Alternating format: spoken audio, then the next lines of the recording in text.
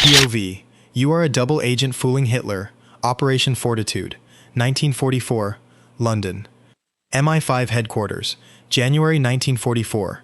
Your real name is Juan Pujol Garcia, a Spaniard, a nobody, a chicken farmer from Barcelona who speaks broken English and has absolutely zero military training.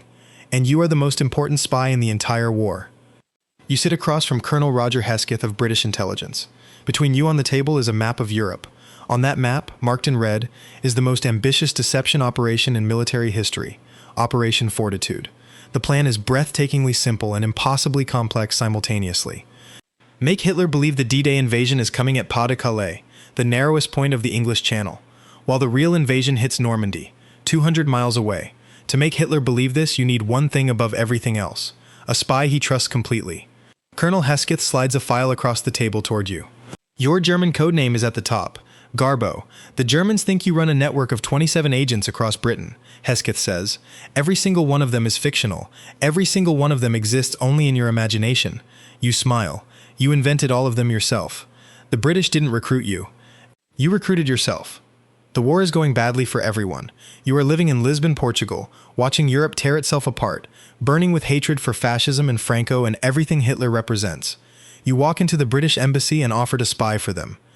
They turn you down, twice. So you do something extraordinary. You contact German intelligence yourself. Tell them you are a fanatical Nazi supporter with access to Britain. Offer to spy for Germany. They say yes immediately. You have one problem. You have never been to Britain. You know nothing about Britain. You are running an espionage network for Nazi Germany, from your apartment in Lisbon, using a Blue Guide tourist book, a map of England, and an almost supernatural ability to lie convincingly. For months you send Germany completely fabricated intelligence reports, troop movements you invented, factories you never visited, conversations with agents who don't exist, and Germany believes every single word. When you finally approach British intelligence a third time, this time with proof that Germany trusts you completely, they don't just accept you, they build an entire operation around you. You are now the most valuable asset in British intelligence. Your fictional spy network is a masterpiece of creative lying. Agent 1, a retired naval officer living in Wales, doesn't exist. Agent 2, a Portuguese businessman traveling across England, doesn't exist. Agent 3 through 27, various soldiers, civil servants, dock workers. None of them exist. Each one has a personality, a background, a writing style, a specific area of expertise. You write their reports yourself, all of them, hundreds of pages of completely fabricated intelligence that flows from your pen directly into Hitler's headquarters. Your MI5 handler, Tommy Harris, sits beside you daily. The two of you work like novelists constructing an elaborate fictional world, except the consequences of plot holes aren't bad reviews, they're death. German intelligence occasionally pushes back, questions details, asks for verification. Each time you construct an elaborate explanation that satisfies them completely. Once you told Germany that one of your fictional agents had died of liver disease, Germany sent a letter of condolence, genuinely mourning a man who never existed. You read that letter and felt something complicated you still can't fully name. They trusted your lies more than their own intelligence. April 1944. The invasion is coming.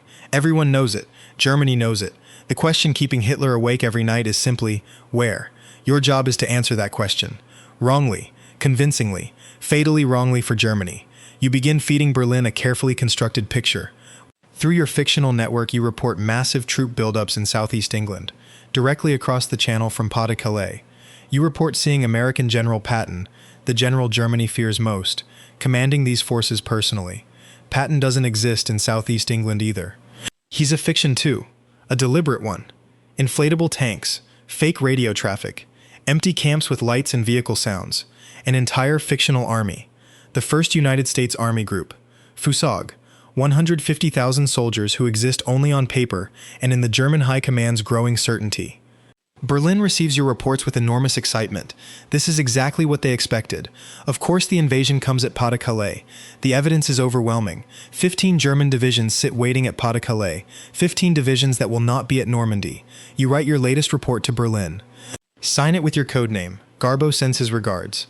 June 5, 1944, 11 p.m. You know what happens in 7 hours. The largest amphibious invasion in human history. 156,000 Allied soldiers crossing the English Channel to Normandy. 5,000 ships. 11,000 aircraft. And your entire operation balances on a knife edge tonight. You make a decision that terrifies your MI5 handlers. You contact Germany tonight, hours before the invasion. You tell them you have intelligence of enormous importance. Troop movements, unusual activity. Something is happening. Your handlers nearly stop you. If Germany figures out the invasion is actually coming tonight, if they alert the Normandy defenses, thousands of soldiers die on those beaches unnecessarily. But you understand something your handlers don't fully grasp yet. You need Germany to trust Garbo tomorrow morning more than they trust him today. Because tomorrow morning is when your most important message arrives. The message that wins the war. You send tonight's warning deliberately too late for Germany to act on it. Then you wait. 6 hours until the world changes forever. June 6, 1944. The invasion hits Normandy at dawn. By mid-morning, German high command is in chaos. Their intelligence said Pas de Calais. Their most trusted agent said Pas de Calais. And yet here is an invasion at Normandy. Real, massive, undeniable. Hitler's generals want to release the Panzer reserves immediately. Rush them to Normandy. Crush the invasion on the beaches before it can establish itself. Hitler hesitates, because at precisely this moment, Garbo sends his most important message of the entire war. You write it yourself. Every word chosen with surgical precision. Normandy is a feint, a distraction. The real invasion, the massive invasion with Patton and Fusog, is still coming at Pas de Calais. Do not move the reserves. Do not reinforce Normandy. Wait for the real attack. You are asking Hitler to watch an invasion happening in real time and believe it isn't the real invasion. It is the greatest lie ever told. Hitler believes you. The Panzer reserves stay where they are. The Allied soldiers on the beaches of Normandy get the hours they desperately need. Military historians will spend decades calculating exactly what your message on June 6th was worth. The Panzer reserves held back from Normandy for critical hours. Some units held back for weeks, still waiting for the real invasion at Pas de Calais that never comes. On the beaches of Normandy, Allied soldiers fight and die and push inland. Every hour the German armor stays away is thousands of lives saved. Every day the fiction holds is miles of French soil liberated. Operation Fortitude works beyond anyone's wildest expectations. Germany trusts Garbo so completely that in July 1944, a full month after D-Day, they are still expecting the main invasion at Pas de Calais. Berlin sends you a message. Personal congratulations from German High Command. They consider you the greatest intelligence asset of the entire war. They are absolutely correct. 3 days later, the British award you the MBE, Member of the British Empire. You are now officially decorated by both sides of the war simultaneously.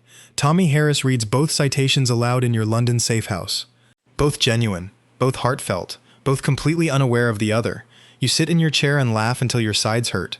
The greatest double agent in history, trusted by everyone, betraying only evil. The war ends, May 1945. You have a problem that almost nobody in history has ever faced. You are too famous to stay alive. Germany thinks Garbo was their greatest spy. When they discover the truth, that every agent was fictional, that every report was fabricated, that the entire network existed only in your imagination, the surviving Nazi intelligence officers will want you dead. British intelligence fakes your death. Officially, Juan Pujol Garcia dies of malaria in Angola, 1949. You move to Venezuela. New name, new life. Chicken farming again, fittingly. You tell nobody who you are, what you did, how many lives you saved. For 30 years you are simply a Spanish immigrant in Caracas. Quiet, ordinary, completely invisible. Then in 1984 a historian finds the files, declassified after decades, tracks you down in Venezuela, an old man now, still sharp, still smiling. The world finally learns what you did. Britain invites you back. A ceremony, handshakes, apologies for the long silence. You visit the Normandy beaches for the first time, stand on the sand where it happened, where the fiction became real, where the lie saved the truth. You are the only person in World War II to receive military honors from both Britain and Germany, a chicken farmer from Barcelona, who defeated Hitler with nothing but a tourist map, a fountain pen, and an extraordinary gift for convincing people that the world was exactly what it wasn't. Some wars are won with bombs. Yours was won with words. Juan Pujol Garcia died in 1988 in Venezuela. His real identity was kept secret for decades. The 15 German divisions waiting at Pas de Calais never fired a single shot at the D-Day invasion. One man's lies saved thousands of lives. Next week, POV, you are the pilot who dropped the atomic bomb. Subscribe, because that story will change how you think about everything.